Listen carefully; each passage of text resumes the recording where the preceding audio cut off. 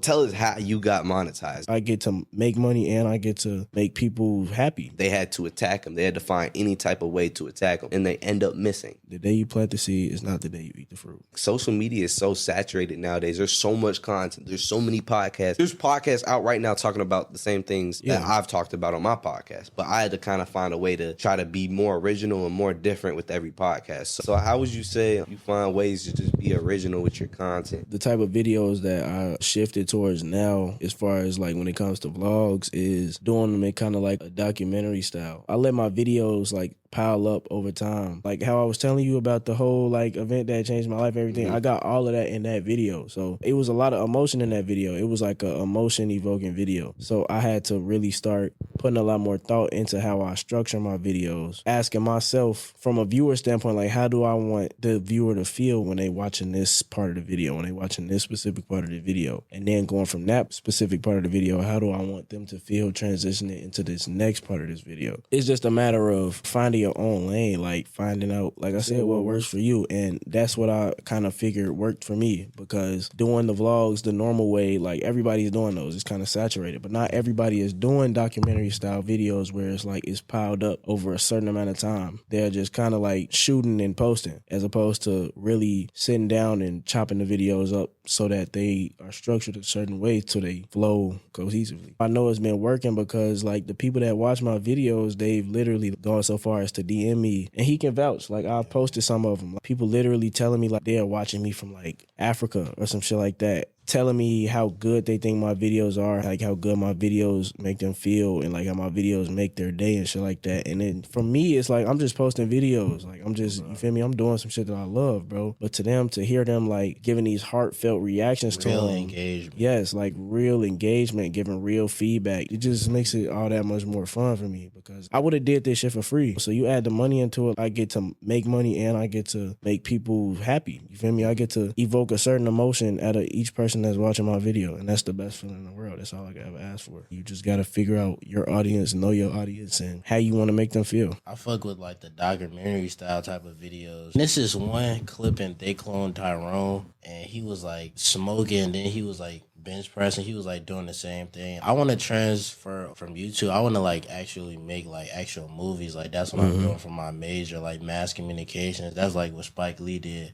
Like now he like making movies. I want to do the same thing. I want to make like little documentary movies, because like when you like put something on the screen, like people could go and watch it. See, like they could definitely see like different perspectives and the way like people seeing it. And like when you get a whole bunch of people like a different perspective, like that's when they could like share that perspective that they got from you and give it down to like different people. And like, cause you know, like just like I told you, They Clone Tyrone, I'm giving you my point of view from it. I feel like, and then we saying that on the podcast, like people gonna go look at They Clone Tyrone and get their own perspective from it. And it's all gonna build one like narrative, which I'm big on, like narratives for sure.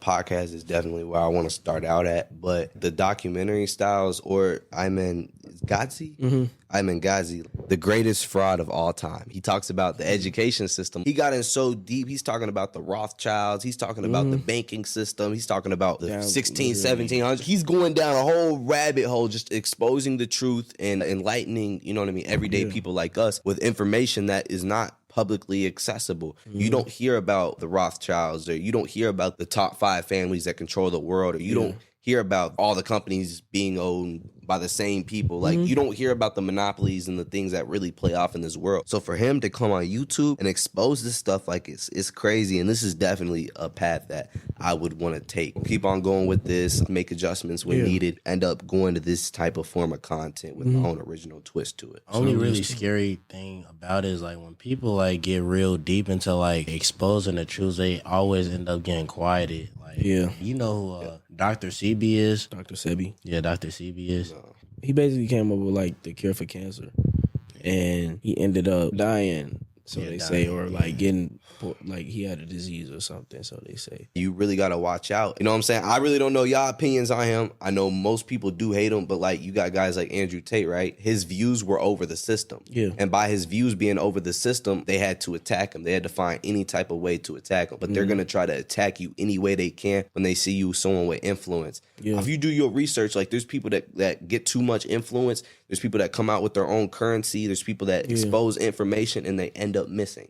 Because at some point, if you exposing too much or if you talking too much, they're going to find a way to silence you, lock you up, or kill you. That's what Fred Hampton was doing with the Black Panther movement, the WIC program. Like, he's bringing like the white people together and like all different diverse races together. It was like getting like so powerful. Like they had to shut them down for real. And then they control the narrative and make them look like terrorists. Here's the big question. How the hell you got monetized? That's the big question. Because I know a lot of people, especially starting out YouTube channels, it looks impossible if you go to the to your settings that and then you look so far away. The bar. Tell us how you got monetized, man. Bro, I was definitely that nigga. Looking at my YT tracker all day, every day, like watching that bitch slowly move up 1 hour at a time, 2 hours at a time. I'm checking this bitch every day, multiple times a day. I ain't gonna lie, this YouTube shit, this was like a real like dream, folks. Like I was doing this shit since 5th, 6th grade, and I just got monetized this past summer. Y'all can do the math on however long 5th grade to freshman year of college is. Like I'm posting videos consistently, like gaining nothing in return. Like as far as monetary value, I'm not gaining nothing in return. I just never stopped posting, bro. Like I just paid attention to my audience. I paid attention to my analytics. I paid attention to what was attracting my audience. I paid attention to the thumbnails I was making. The way that YouTube is working now, they kind of favor like the minimal thumbnails and shit like that. At the end of the day, this is a real business. So you still gotta like look at it as such. So when I started looking at it like that, when I first started, I was just posting it and telling people to subscribe to my channel. And of course, the people that was fucking with me, they'll subscribe just off the muzzle. I had to realize for the type of videos that I was making, a lot of those people wasn't actually interested in that. They was just showing love. They was just showing support. After a while, I stopped posting my videos altogether on my social medias because I didn't want my personal audience, like the people that knew me in real life and shit, I didn't want them to, unless that was what they was actually into, I didn't want them to look at it. I didn't want them to know about it. So I was posting videos and not promoting them at all. I was literally just promoting them to my audience on YouTube on my community tab. So that was the only way I would like let people know that I was posting. And after a while, I posted the video, dread journey video. It was basically like my 1 year dreadlock transformation. I didn't post no type of hair videos and nothing like that beforehand. But people in my audience in the comments was telling me like they liked my hair. People were saying, how did I get my locks so long? What did I do? What steps did I take to get there? How did I start off? They was asking me to post like a transformation video. So I ended up listening. This I still didn't post. I didn't promote this video or none of that. It never saw the light of day on my social media. I just posted it and let it do what it did. Like the first week, it got like 10,000 views. I knew that I had me one shit. I'm not gonna lie. Like now that bitch at like probably like 110,000 views. I had some other videos blow up as well. Best Christmas gifts for basketball players. I was posting a lot of basketball videos and shit like that. So that one did well. It was a few other ones that did well. They got like a couple 10,000 views and shit like that. But the one that really helped was that video, was the dread video, because it was a trending topic. But I ended up not continuing to post that because that's not what I wanted to post. I ended up using that audience that I was bringing in and posting the type of videos that I actually wanted to post. And whoever stuck around, they stuck around. And like now they just around. But whoever didn't, they didn't. And that's, you know, it is what it is. That's really like all it was to it. You can't really overthink it, but you do got to pay attention to the analytics. Pay attention to your audience. Pay attention to your analytics tabs. Pay attention to the keywords, what works, what doesn't work. That's all it is. Don't get discouraged when you don't get the amount right. of views. Because you're not going, bro, like you're not going to start out getting 1 million views, getting 1,000 views. Shit. It's part of the process. You said you don't really promote the videos that you post to your personal audience, the people that know you personally. And that's something that I don't do. That's why I thought that was pretty interesting. You wanted to find your own audience. You wanted to find a new audience. You wanted YouTube to, you know what I mean, take your video and find you a whole new audience for that. And that's smart because now you still have your own personal audience and you have a new audience. With me, it's mainly just my personal audience and I got a few newcomers here and there, but it's mainly my personal audience. And that's really what I'm trying to do now is expand out, find my new audience and progress that way. That's literally just because I wanted to start posting a specific type of videos that I knew I wanted my own niche for. Like I wanted my own community, you feel me? But when it comes to doing stuff like this, it's like you kind of have to promote. For one, and you're doing it with local people or like motherfuckers that's, you feel me, all within a certain area. So like by promoting, I mean you just only opening the door for other people. But I mean, in my case, it was like, you feel me? I'm not doing the podcast and stuff like that. But I mean, it's different. But like I said, to each his own. It all is still like, it takes trial and error. It's gonna take you to bump your head a few times to figure out basically just what works and what doesn't work. You know, it's just like anything else. Growing up, I was always, I don't want to say the class clown, but basically I could say like the class clown, like the entertainer in the class. And I just realized like my teachers would be mad at me, but they would also say like, yeah, one day you're gonna be on stage. So then I just took that and I was like, okay, cool, I'm gonna make a YouTube channel. My first YouTube video was like 2018, 2017. I just stopped and then I kept going. It was like during quarantine, I just started doing reaction videos and things of that nature. And then I transferred to like Twitch, and then I had started doing E-Days. And when I had started doing E-Days, that's when I had started meeting the local people that was doing the same thing in Chicago. And that's when like we had just joined together and we had just made like a code to like just keep doing this and like don't stop, because like it's very like in Chicago, you don't really have too many like creators on YouTube that like are really like out there like that. They're like more like prevalent in like other areas like Atlanta. Yeah. Like I wanted to set a stone in like Chicago and be like one of them YouTubers that like make it out and like put on for like their city. And I had seen that and I just had kept going. Then I had transferred over to like doing the little public interviews when the quarantine was over. That's when I had really like met my peak point. I had just started doing like videos that just came to mind and I had just started seeing views and things of that nature. I just never stopped until like a year ago I had stopped. I had made like a blind day video and it had hit like 18K views. Like, I feel like I had got too comfortable and I stopped. Like I didn't make a video like a year later. That's like probably my only regret, because I feel like if I never stopped, I probably would have been at least at like 10K, 15K. It's hardest when you first start. Like right now, I'm going through a lot because I'm first starting. But once you build your foundation up, you got your videos, focusing on your next project, getting better and better every single video. That's when you start seeing the numbers and stuff. And then the numbers, they gonna grow exponentially. I have 300 subscribers right now, right? When I first started, bro, like I had like 20, you know what I mean? I'm building up 21. Oh yeah, I got another subscriber today. Like that's how I be. And then it look up and now I'm getting like 5 a day, stuff like that. So it's gradually building up, and then it'll be to a point where it just might blow. You feel me? So once you get to that 1K threshold, they gonna start just pushing your stuff more. They start pushing your shit on the recommended way more when you get past that 1K. And that's what I did for TikTok too during quarantine. I was making like crazy videos, like white boys invited to the family barbecue. I had seen it. I was like, damn, I was getting like 1,000. I was like, okay. One day I had realized like my video was like at 450K, and I had like since then I was making videos every day. I had like at least like 6-7 videos with 1 million on TikTok. It was crazy, like just like 5,000 like followers a day. If you really just consistent with something, like you can really make it happen. I always watched YouTube and shit over TV. I was always watching videos before I was watching like a TV show or some shit like that. It came a time I was in like 5th or 6th grade. Literally all I watched was YouTube. So we in class one day, me and some of my homies, we had all just like collectively came up with an idea. Like we just all young as hell. We like, hey, let's make a YouTube channel. We all just like subscribing to each other YouTube channels. We all made our own channel.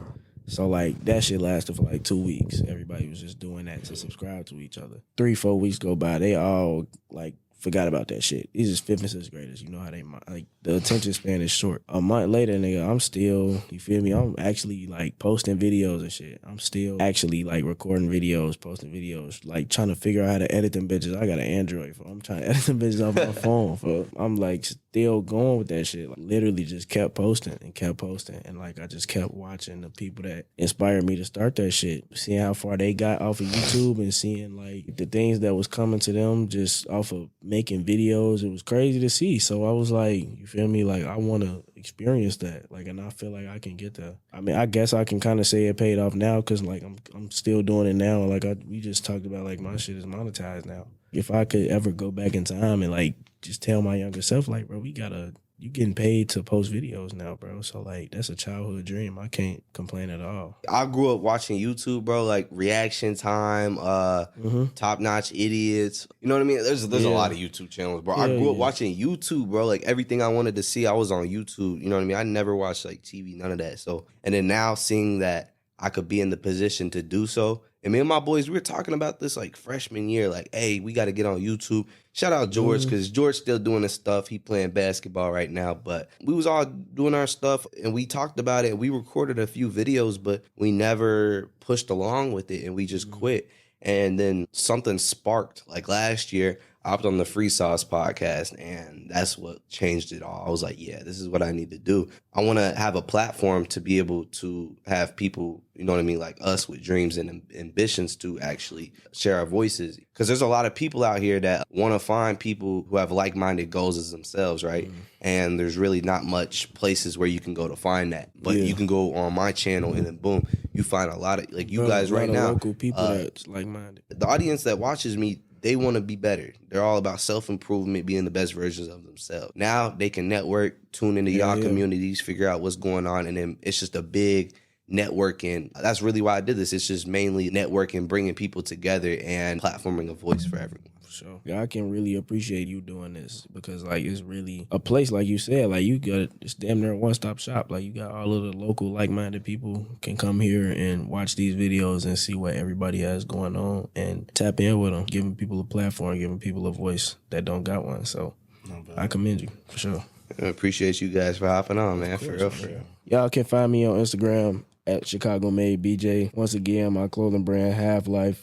Y'all can find me on Instagram over there at _Half-Life Clothing. If you do go to ISU, tap in with me. You feel me? Probably gonna be seeing this shit around campus a lot very soon. You can control your own narrative. If you really want to do something, don't let what like the outsiders and like what other people saying and what other people viewing you as stop you from achieving that goal. Because you never know like what it could lead to. But my Instagram, PlayboyMeek, tap in if y'all need anything. And Playboy Visions. No reparations coming out soon. Make sure you like come up with your own reparations for sure. Facts. Last thing, because I seen this quote the other day, and it really resonated with me. The day you plant the seed is not the day you eat the fruit. You ain't never planted an apple tree, ate an apple the same day from that tree. Anything worth having is going to take time. If it's really bound to have any form of longevity, it's going to take time to form. The day you plant the seed is not the day you eat the fruit. Always keep that in the back of your mind. But you have to plant that seed. You got to take that action. You got to plant that seed first. You got to take that leap of faith. Make sure y'all tap in with my boy J-Mine. Y'all trying to get on a podcast, just DM him. Y'all want to get y'all perspectives out there, just DM him. And I'm telling y'all, it's definitely worth it. DCL, we out. Peace.